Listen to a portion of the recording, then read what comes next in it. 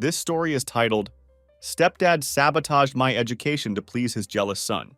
Years later, they are begging after karma hit them hard. Hey Reddit, I'm 22 years old, and I need to get this massive weight off my chest. I've been holding on to this story for too long, and it's finally time to share everything that happened.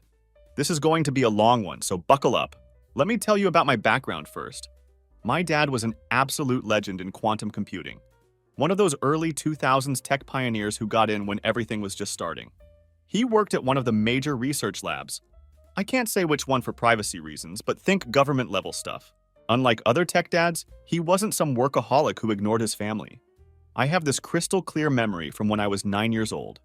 It was 9:30 p.m., and Dad had just gotten home after a 14-hour day dealing with a major project crisis at the lab.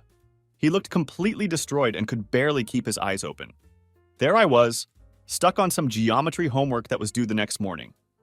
Instead of crashing on the couch like any normal person would, this absolute hero sat down with me for an hour, explained everything, and even turned it into a mini lesson about how geometry relates to quantum states. That's just who he was. Always investing in my future, always making time. We had this ancient ThinkPad that he had rescued from the lab's recycling program. Every weekend, he'd teach me programming. He started me with Scratch when I was 7 and moved me to Python by the time I was 10. He created these little coding challenges and made them into games. Looking back now, I realize he was basically giving me a computer engineering degree before I even reached middle school.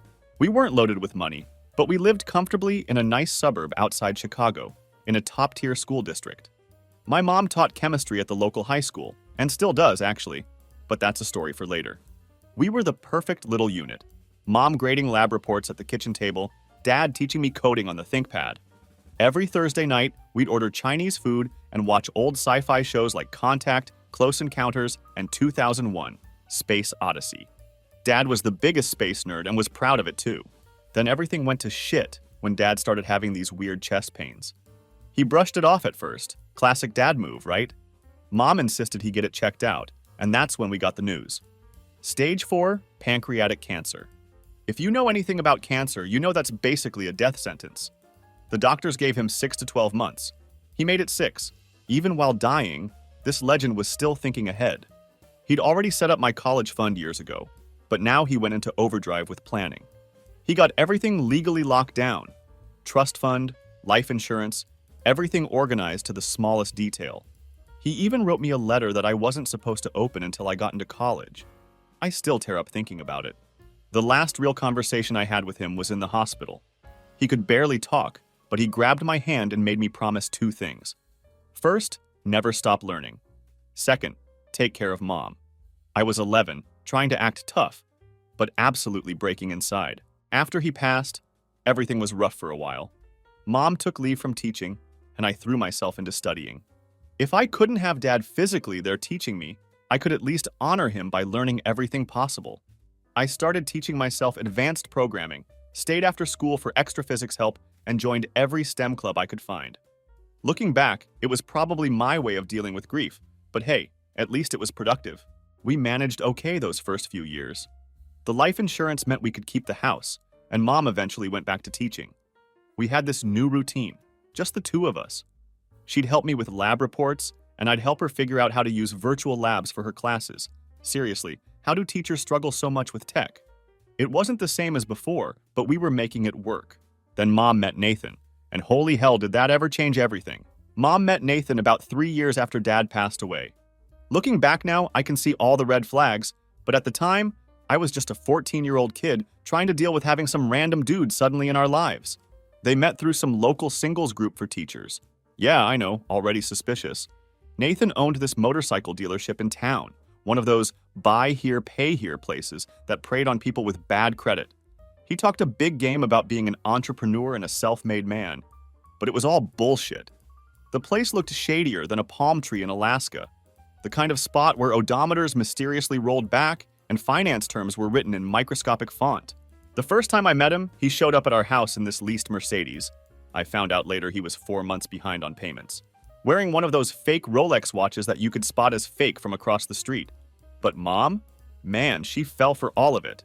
She'd been lonely, you know? Teaching all day and then coming home to just me and my textbooks. Nathan swooped in with his businessman act, taking her to expensive restaurants and buying her flowers. Classic love bombing stuff. I didn't have the life experience to recognize it back then. But the real cherry on top of this shit sundae was his son, Tommy. Holy hell. Where do I even start with Tommy? Imagine every douchebag high school movie character rolled into one person, then subtract about 60 IQ points. Tommy was a year older than me, but had already been held back 3 times. He walked around in designer clothes. His dad bought them with scammed customer money, probably. Acting like he was some suburban Tony Montana. His Instagram bio literally said, future CEO, even though the only thing he'd ever successfully managed was to avoid doing any actual work. Nathan moved in with us after dating Mom for like 4 months. 4 freaking months. And suddenly I'm sharing my house with these 2 clowns. Tommy got the guest room right next to mine, and that's when the real fun began. This idiot would blast his terrible wannabe rapper music at 3 a.m. when I was trying to study. He'd go through my stuff when I wasn't home. I once found him wearing one of my dad's old lab coats and nearly lost my shit. But the worst part was the way he acted around my female friends. Quick example. My friend Kate, not her real name, came over to work on a physics project. Tommy spent the entire time lurking around making these disgusting comments. Later, he spread rumors about her at school. Eventually, I had to stop having friends over because of his creepy behavior. Nathan wasn't any better as a stepdad. He'd try to give me these condescending life advice sessions, usually starting with, "Now, champ." I shut that champ shit down real quick. I told him straight up that I already had a dad, and he wasn't him. His favorite topic was how college is a scam and how I should learn real-world business from him instead. Yeah, because your dying motorcycle shop is totally the Harvard Business School of real life. Give me a break. The worst part was watching Mom change. She used to be the strong, independent woman who taught her students about the scientific method and questioning everything. But around Nathan, she turned into this completely different person, constantly seeking his approval, laughing at his stupid jokes, and making excuses for his and Tommy's behavior. I tried to talk to her about it once. I showed her the Better Business Bureau complaints about Nathan's dealership and told her about Tommy's creepy behavior. You know what she said? We need to give them a chance. Nathan's had a hard life. Tommy just needs a mother's influence. Like, what about my hard life? What about the fact that I lost my dad? Now, I had to watch this discount Wolf of Wall Street wannabe take over our home. The dynamic in the house got really weird really fast. Nathan and Tommy would have these loud conversations about hustling and grinding, their favorite words, usually involving some sketchy scheme or another. Meanwhile, I'm in my room actually grinding, studying quantum mechanics and trying to maintain my 4.0 GPA. The contrast was almost comical. And get this, Nathan started reorganizing our family finances about a month after moving in. He started asking Mom about her savings, my college fund, everything. He had this whole pitch about how he could invest it in his business and triple our money. Classic con man stuff. Thank God Dad had the foresight to lock down my college fund in a trust, or it probably would have disappeared faster than my respect for Mom's judgment. The real kicker? Mom started pulling away from everything that connected us to Dad. His science books disappeared from the living room. His old lab coat that she used to wear around the house was suddenly nowhere to be found. It was like she was trying to erase our past to make room for this new family. Looking back, I should have seen what was coming. The way Nathan would get this calculating look whenever the topic of my future came up. The way Tommy would make these snide comments about me being a tryhard whenever I aced a test. They were laying the groundwork for what would eventually become the biggest betrayal of my life. While Nathan and Tommy were turning our house into their circus, I was on my own mission. Looking back now, I probably took the whole grinding thing to an unhealthy level. But when you've got a dream in a toxic home environment, you'll do anything to make it happen. My daily routine was insane. I'd wake up at 4:45 a.m. to avoid running into Nathan and Tommy in the kitchen. Nothing kills your appetite like watching Tommy shovel Fruit Loops into his face while bragging about his latest business idea, which usually involved drop-shipping fake Supreme merch or whatever get-rich-quick scheme he'd found on TikTok that week. First period started at 7:30, but I'd get to school by 6:30 to use the physics lab. Our school's equipment was ancient, but it was better than trying to study at home where Tommy would constantly interrupt with his BS. Plus, the early morning quiet helped me focus. The custodian, Mr. Garcia, would always let me in early. Shout out to that man. He'd even bring me coffee sometimes when he saw me struggling with particularly nasty calculations. My course load was pretty much academic suicide. AP Physics C, AP Calculus BC, AP Chemistry, AP Literature. You name it. The guidance counselor actually tried to talk me out of it, saying it was too much pressure. But pressure? That was nothing compared to listening to Nathan's daily lectures about how book smarts don't equal street smarts while he ran his dealership into the ground. The real tough part was balancing everything with SAT prep. I couldn't afford those fancy prep courses that all the rich kids in my school were taking, so I basically lived at the public library. They had these old SAT prep books from like 2016. But hey, math is math, right? I would study there until closing time just to avoid going home. The librarian, Mrs. Liu, would sometimes forget to announce closing time when she saw me deep in practice problems. Again, shout out to all the adults who saw what was going on and tried to help in their own ways. My scores started out decent, but not great. 1410 on my first practice test. Not bad, but not top university material. So I doubled down. I started doing these marathon study sessions on weekends. Take a practice test, review every single question I got wrong, make flashcards for every vocabulary word I didn't know. By my final SAT, I hit 1570. When I got the score back, I literally cried in the school bathroom for like 30 minutes straight. The whole time, Tommy would make these comments about me being a tryhard or a teacher's pet. He was probably jealous, but honestly, I didn't care.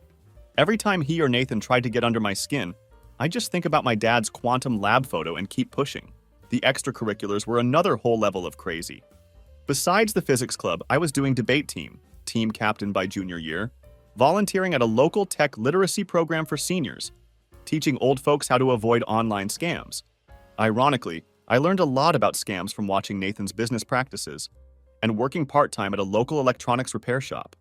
Mom tried to be supportive in her own way. She'd leave dinner in the microwave for me when I got home late from activities. Sometimes she'd try to talk to me about college plans, but Nathan would always interrupt with some story about a self-made millionaire who never went to college. It was like watching someone you love slowly disappear into someone else's shadow. The worst part? I was killing myself trying to make this dream happen, while Tommy was literally doing nothing. Like, actually nothing. He dropped out of community college after 2 weeks, claiming the professors were haters who didn't understand his entrepreneurial mindset. He spent his days either sleeping or hanging out at his dad's dealership, allegedly learning the business. The business of what? Running a failing motorcycle shop into the ground while scamming people? Great career path, bro. But you know what kept me going? Those quiet moments in the morning, working in the physics lab, when I could almost feel my dad's presence, like he was looking over my shoulder, proud of what I was building. Every solved equation, every perfect test score, every successful experiment. They were all building blocks for my escape plan. Then came the college applications, and holy hell did that ever open up a whole new can of worms. March 15th, 2024. I remember the date because it was the day everything changed. It was a Wednesday around 7:15 p.m., and I was in my usual spot at the public library, trying to focus on some AP Physics homework, but really just obsessively refreshing my email every 15 seconds. Ivy Day decisions were dropping, and my stomach felt like it was hosting an Olympic gymnastics competition. I'd applied to 8 schools total. 3 safety schools, already got accepted to all of them. 3 target schools, got into 2. And my dream schools.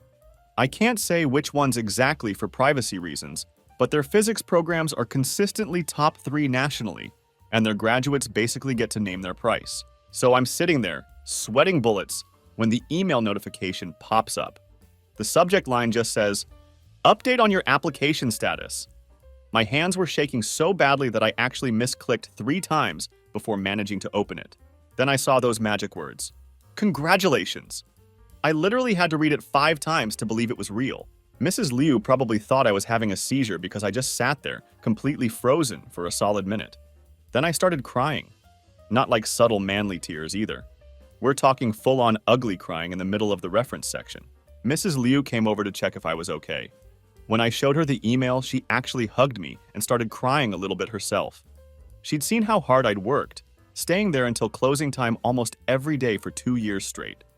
She told me she was going to frame the newspaper article when I eventually won my Nobel Prize. No pressure, right? I called Mom first, obviously.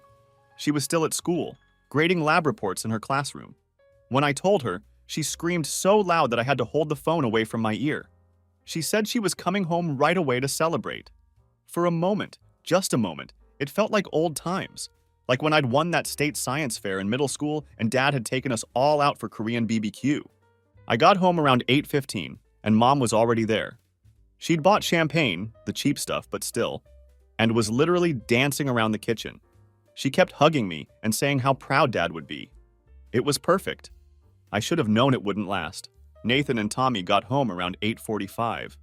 They'd been at the dealership, probably trying to figure out how to make a Kawasaki with 180,000 miles look like it had only been used for weekend rides by a retired dentist. Mom was mid-happy dance when they walked in. I swear to God, the temperature in the room dropped like 30 degrees. Nathan did this thing where he tries to look concerned, but just ends up looking constipated. He asked me when I'd applied, how much it would cost. All these questions that had nothing to do with, actually congratulating me. I explained about my dad's college fund, thinking that would settle it. Big mistake. Nathan's face did this weird twitch thing. He looked at Mom and said, "Oh, that money!" Like he'd been thinking about my college fund for a while, which, looking back, he probably had been. Then he starts in with this bullshit about how I should have looped them in on my plans, because apparently I needed their permission to apply to college. Tommy, being the emotional support douchebag that he is, starts going on about how unfair it is that I'm showing off when he chose to go to community college for 2 weeks, remember? Because he understands the value of starting small. This coming from the guy who once tried to convince Nathan to buy him a Ducati because, and I quote, "It's an investment in my personal brand." But the real gut punch came later that night. Mom came to my room around midnight, looking like she'd been crying. She said we needed to talk. Those 3 words that never lead to anything good. Turns out Nathan had been planning to use my college fund to expand the dealership. He had this whole presentation ready about how he could triple the money in 2 years. Mom had apparently been stalling him, saying they needed to wait for the right time. But now that I'd actually gotten in somewhere, the shit was hitting the fan. Nathan had given her an ultimatum. Either convince me to reconsider my college choice and let him invest the money, or he had some choice words about their marriage. And Mom, my own mother, was sitting there asking me to think about the family. What family?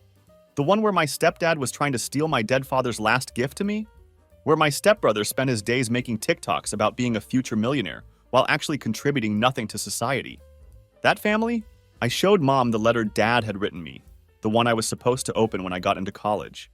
In it, he talked about how proud he was, how he knew I'd do great things, how the money he'd saved was his way of making sure I could chase my dreams without worrying about debt.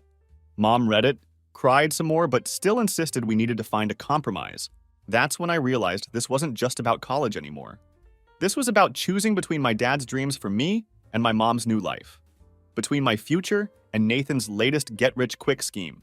Between who I wanted to be and who they wanted me to become. And let me tell you, what happened next makes Game of Thrones look like a kindergarten playground dispute. The morning after my acceptance, I woke up to find Nathan sitting at our kitchen table with this stack of papers in front of him, like he was about to conduct a corporate board meeting. Mom was there too, looking like she hadn't slept at all, nervously fiddling with her coffee mug, the one my dad had gotten her from the Quantum Labs gift shop years ago. The sight of that mug in this context made my stomach turn. Nathan had prepared an actual PowerPoint presentation. I wish I was joking. This man really made a slideshow titled Family Financial Planning, a strategic approach to collective success. Looking back, I have to admire the sheer audacity of trying to corporate speak his way into stealing my college fund. The presentation was exactly what you'd expect from someone who learned business strategy from YouTube motivational speakers. Lots of clip art graphs showing exponential growth, buzzwords like synergy and market penetration, and absolutely zero actual financial data to back up his claims. His big plan? Use my college fund to buy a second dealership location that was going out of business. Because clearly, the solution to running one failing business is to buy another one. I sat there for 45 minutes watching this man explain how he could turn my father's carefully saved money into a family empire. Every slide felt like a personal insult to my dad's memory. The worst part was watching Mom nodding along, occasionally throwing in supportive comments like, "Nathan really knows the market," and "It's a great opportunity for all of us." When he finally finished, Nathan leaned back in his chair with this smug look on his face, like he had just presented the next SpaceX business model. Then he hit me with the kicker. So, sport. He always called me that when he was trying to be manipulative. What do you think about taking a gap year? Give the business time to grow. Then we can talk about college again. I lost it. Like, completely lost it. I told him exactly what I thought about his business acumen. How I'd looked up his dealership's BBB rating, F by the way. How I knew about all the complaints filed against him for odometer fraud. How his current location was 4 months behind on rent. Thank God for public records and that business law elective I took. Nathan's face went through this fascinating journey from smug to shocked to angry. Tommy, who'd been lurking in the doorway this whole time, started getting all puffed up like he was going to do something. But I wasn't done. I pulled out my phone and showed them the email I'd gotten from my dad's lawyer the night before. Yeah, I'd contacted him right after Mom's midnight visit. I wasn't born yesterday. The lawyer had confirmed what I already suspected. The trust was ironclad. Nathan had no legal right to touch that money, and any attempt to coerce me or Mom into signing it over could be considered criminal. That's when things got ugly. Nathan started yelling about how I was tearing this family apart with my selfish attitude. Rich words from a guy trying to steal a dead man's savings from his kid. Tommy joined in, calling me every name in the book and probably inventing some new ones. Mom just sat there, tears running down her face, occasionally mumbling something about finding a compromise. I looked at her and said something I still think about sometimes. Mom, what would Dad think if he could see you right now? The silence that followed was deafening. Then Nathan made his final play. He turned to Mom and said, "It's time to make a choice. Either your son learns to be a team player or..." He let the threat hang there, but we all knew what he meant. Mom stood up slowly, and for a second, just a second, I thought she was finally going to stand up to him. Instead, she looked at me with these sad eyes and said, "Maybe we could look at some schools closer to home. Something more affordable." That was it. That was the moment I knew it was over. Not just my dream of going to my dream school, but my relationship with my mom as I knew it. She'd chosen Nathan. She'd chosen the illusion of security he provided over her own son's future. I went up to my room and started packing. Not everything. I wasn't stupid enough to let them know I was leaving for good. Just the essentials. My laptop, some clothes, Dad's lab coat, and most importantly, all my important documents. Birth certificate, social security card, everything. Again, not my first rodeo. I called my best friend Oliver, whose parents had always treated me like a second son. They didn't even hesitate, said I could stay with them as long as I needed. Oliver's dad, a retired Navy SEAL who'd seen enough abuse in his time to recognize it, just said, "Pack your stuff, kid, we've got a spare room." The next few days were a blur of legal meetings, bank visits, and endless paperwork. Mom kept trying to reason with me, alternating between guilt trips. "How could you do this to me?" and promises. "We can work this out as a family." Nathan oscillated between threats and fake attempts at reconciliation. Tommy just glared at me whenever our paths crossed, probably realizing his dad's meal ticket was walking out the door. But you know what the craziest part was? In the midst of all this chaos, I felt this overwhelming sense of clarity. Like I could finally see everything clearly. I wasn't just fighting for my college fund anymore. I was fighting for my dad's legacy, for my future, and most importantly, for myself. The day I finally left, I took one last look at my mom. She was standing in the doorway crying, begging me to stay. Nathan was behind her, trying to look concerned, but probably already calculating how to spin this to the neighbors. I just said, "Dad would be disappointed," and walked away. You know those movies where the main character gets into their dream school and suddenly everything's perfect? Yeah, real life doesn't work that way. Those first few months were some of the toughest of my life. Moving into my dorm was weird. While other kids had their whole families helping them unpack, taking photos, crying about their babies growing up, I had Oliver and his parents. Don't get me wrong, they were amazing, but watching other families say goodbye hit different. Mom had texted asking if she could come. I left her on read. Then there was Lily, different from Kate from high school, keeping names changed. I met her in quantum mechanics class. She's this absolute genius who could explain the most complex physics concepts like she was teaching kindergarten. We started dating second semester. She was the first person I told the whole story to, about Mom, Nathan, everything. She just listened, didn't judge, then helped me solve a Schrödinger equation at 3 a.m. because that's what I needed to distract myself. But life has a way of not letting you forget your past. Mom kept trying to reach out. Birthday cards, Christmas cards, random texts asking how I was doing. Most of them went unanswered. The few times I did reply, it was just, "I'm fine" or "thanks." Each message felt like picking at a scab that wasn't quite healed. Then came the internship season. Landing a top research lab internship is like trying to win the lottery while solving a quantum equation blindfolded. But somehow I did it. I got the offer email during my advanced QM class. The stipend was more than Nathan probably made in 4 months at his dealership. I found out later through Oliver that Nathan's dealership had finally gone under. Apparently, he tried to pull some shady financing that backfired spectacularly. Tommy was working at a vape shop, still talking about being a future entrepreneur. Mom was still teaching, but things with Nathan were tense. The internship itself? Fucking incredible. I spent the summer working on quantum computing projects that would actually impact millions of people. My team lead was this veteran physicist who reminded me so much of Dad.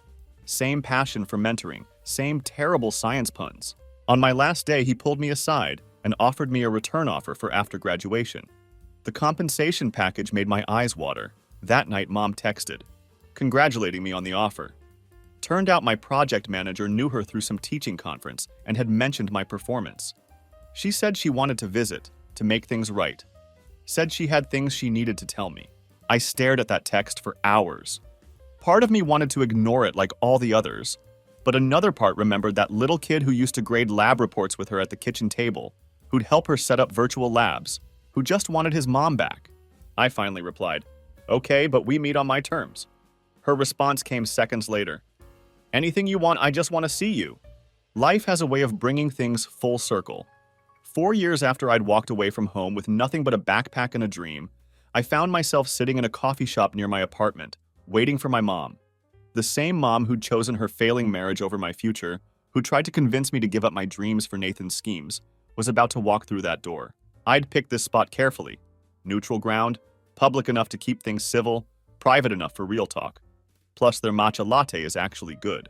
Lily had offered to stick around nearby, just in case, but this was something I needed to handle solo. When Mom walked in, I almost didn't recognize her.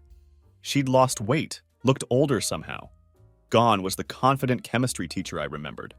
The woman approaching my table looked beaten down. She was wearing Dad's old lab coat, the one I thought Nathan had thrown out years ago. The first few minutes were awkward as hell.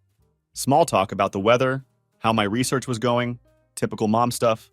But there was this underlying tension, like we were both tiptoeing around a minefield of unspoken words. Finally, she took a deep breath and said, Nathan left me. Not exactly shocking news. Oliver's mom had kept me updated on the neighborhood gossip. Apparently, after the dealership went bankrupt, Nathan had tried to start some quantum computing scam. Because of course he did. When that failed, he'd split, leaving Mom with a mountain of debt and a broken marriage. But then she dropped the real bombshell. He never wanted to invest your college money in the business, she said, staring into her matcha. He wanted to use it to pay off gambling debts. The dealership was just a front. He'd been borrowing from some dangerous people. The pieces started falling into place.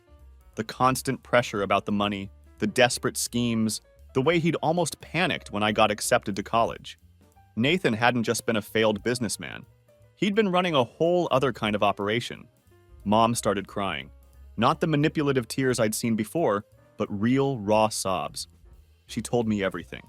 How Nathan had threatened her when she wouldn't sign over my trust fund. How he'd been stealing money from the dealership. How Tommy had been involved in some seriously sketchy stuff at that garage of his. I was scared, she said. Not just of Nathan, but of being alone. After your father died, I thought I'd never find anyone else. Nathan seemed so capable at first. By the time I realized what he really was, I was in too deep. But that's no excuse for what I did to you. I sat there processing everything. Part of me wanted to stay angry, to remind her of every time she'd chosen Nathan over me. But looking at her now, I saw something I'd missed before. The same loss and loneliness I'd felt all these years. I found this when I was packing up Nathan's things, she said, pulling out a worn envelope. Inside was a letter from Dad, dated a week before he died. He'd written it to Mom, asking her to protect my future, to make sure I had the chances he'd worked so hard to provide. She'd never shown it to Nathan. I failed him, she whispered. I failed both of you. That's when I did something I hadn't done in 4 years. I reached across the table and took my mom's hand. You didn't fail, I said. You're here now. We talked for hours. Real talk, not the surface-level stuff from her texts and calls. She told me about going to therapy, about rebuilding her life post-Nathan. I told her about college, about Lily, about the research position. Then I asked her something that had been bugging me for years. Why didn't you fight harder for me when I left?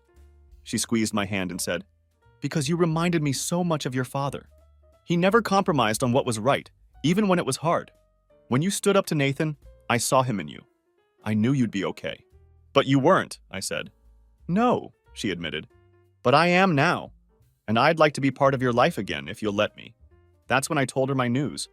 I just closed on a small house near my new research lab. Nothing fancy, but it had a spare room. It's yours if you want it, I said. Fresh start. She started crying again, but this time with a smile. She pulled out her phone and showed me something. She'd been taking online quantum physics courses. Thought it was time I learned what all the fuss was about, she said. Maybe you could help me sometime.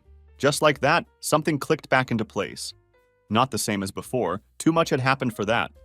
But something new, something honest. We're still working on it. Mom moved in last month. She's got a teaching job at a school nearby, and in the evenings, I help her with her physics homework.